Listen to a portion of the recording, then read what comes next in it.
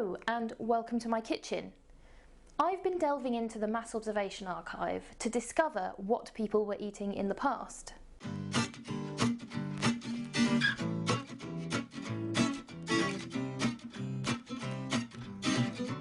I've been looking at food diaries housed at the archive, and I'm going to recreate dishes that people were eating in Britain in the 1940s in my very own kitchen. I'm obsessed with food. And especially during the COVID-19 lockdown, I spent a lot more time at home and I was thinking about food a lot and usually spending time planning my next meal. I also have a ridiculous collection of recipe books, everything from Mrs. Beeton to Fanny Craddock to Nigella Lawson and everything in between. And I had more time to look through these and it got me thinking about food history. For those not familiar with mass observation, it's one of the most important social history archives of the modern era. Mass observation ran as a social research organisation from 1937 until the early 1950s.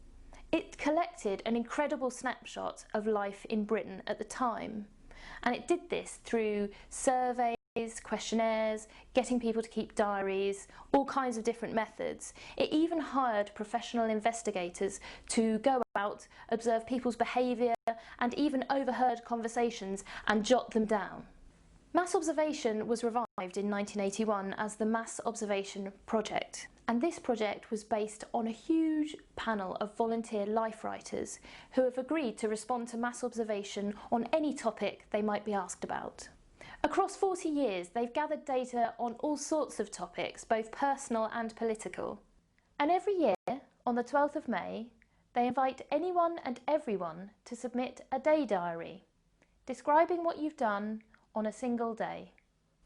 This series is based on diaries, specifically food diaries, sent in to mass observation by their writers during the 1940s. What's brilliant and really quite exciting about them is that you can see what an individual and their family was eating on a very specific day in history. I've picked 1941 because mass observation has lots and lots of material on the Second World War. And I know that the war impacted people's diets, but I wondered, what would these meals actually taste like? I feel like cooking these recipes is maybe a kind of time travel and a way of connecting to people of the past by eating what they ate. It's taking something from the archive and bringing it to life. But will it be any good? Well, let's see. It's 1941 and Britain is in the midst of the Second World War. Meanwhile, mass observation are busy documenting ordinary people's experiences of wartime life.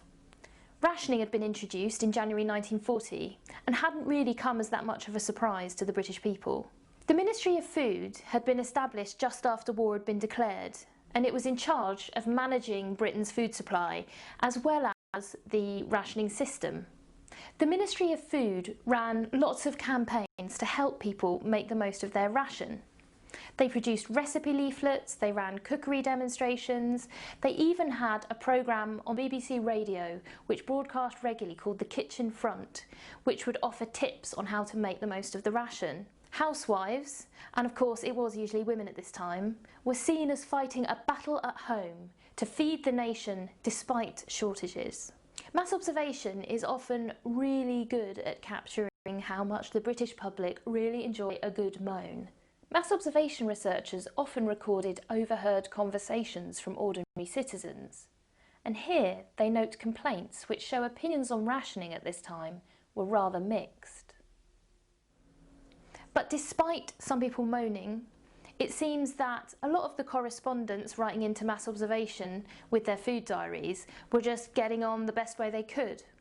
I found a food diary from September 1941 which mentions a famous or perhaps infamous recipe. It says Woolton Pie. Walton Pie was essentially a vegetable pie, invented by the chef at the Savoy Hotel in London in 1940, and it was named after Lord Woolton, head of the Ministry of Food. This mention of Woolton Pie appears in the food diary of a certain Mr. Blow. I haven't been able to find out much about Mr. Blow, but I do know he ate Woolton Pie for supper on the 10th of September 1941. Now he doesn't say whether he enjoys it or not, so we'll never know what he thought of it, But if it's good enough for the Savoy, then it's good enough for me. So let's give it a try. Woolton Pie was a famous recipe, extremely simple and published in Ministry of Food pamphlets and in newspapers. The recipe I'm following is from the Times newspaper in April 1941, which was just a few months before Mr Blow was dying on his Walton Pie. Lord Walton and the Ministry of Food were great advocates for homegrown British fruit and vegetables, and you certainly need a lot of it for Walton Pie. For the filling, you need a pound of potatoes, a pound of cauliflower, a pound of swede, and a pound of carrots, plus a few spring onions. Now, I don't have a big family to feed, so I'm going to make half the quantity. I don't like wasting food, and I know that during wartime they didn't like wasting food either. It says in the recipe that all of this has to be diced, so let's get chopping.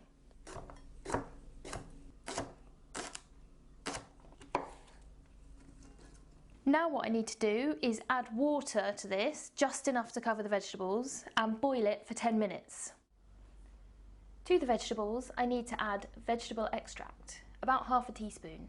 And I think by vegetable extract, they mean Marmite, which was often used, and still is, as a flavour enhancer. And during the war, it was also seen as a good nutritious food, when you could get a jar.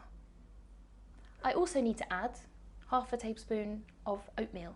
The recipe for Walton Pie suggests you can top it with wheatmeal or potato pastry, and I've decided to go with potato pastry because I've never heard of it before. This recipe I've taken from a 1943 Ministry of Food publication called Potato Pete's Recipe Book, which is kindly available on the King's College website. And it's got the whole book if you get really curious about potato recipes. I'm not entirely confident that this is going to work, but anyway, these are the ingredients. So it says to sieve the flour and the salt together in a bowl. And then it says to rub in this rather paltry amount of fat. And I'm using animal fat that I've rendered from a joint of meat previously and kept it. And that's the kind of thing people during the Second World War would have been doing. So they're maximising the use of every bit of food they've got and never wasting anything. So we've got to rub the fat through the flour. You now add the potato and rub that into the flour and the fat.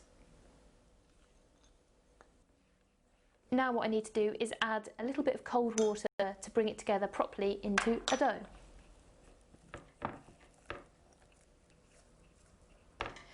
I've got to say, I'm quite impressed with it so far. I was a bit worried that it wasn't going to come together with so little fat, and I thought I might have to put it in the fridge so that I could roll it out smoothly. But of course, no one during the Second World War would have had a fridge, so I guess the Ministry of Food had to come up with things that would just work, and maybe the potatoes sort of helped with the elasticity of the dough. So that pastry actually rolled out pretty well. I've got my filled pie dish. I think I put a bit too much water. That's what's left from cooking the vegetables, and I haven't put all of it in because I think it'll be really watery. The recipe says one final touch before the lid goes on is some freshly chopped parsley to sprinkle over the top. So now I'm going to attempt putting the lid on the pie.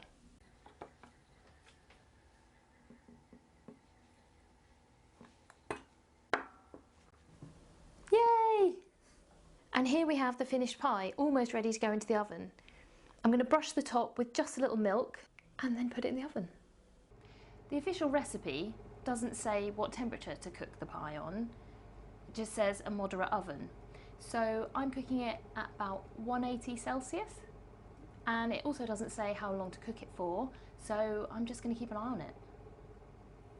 While I was looking through the mass observation research from 1941, I found a menu from a hotel which showed that they were actually serving Walton Pie too. In the official recipe in the Times, they claimed, in hotels and restaurants, many people have tasted Lord Walton Pie and pronounced it good.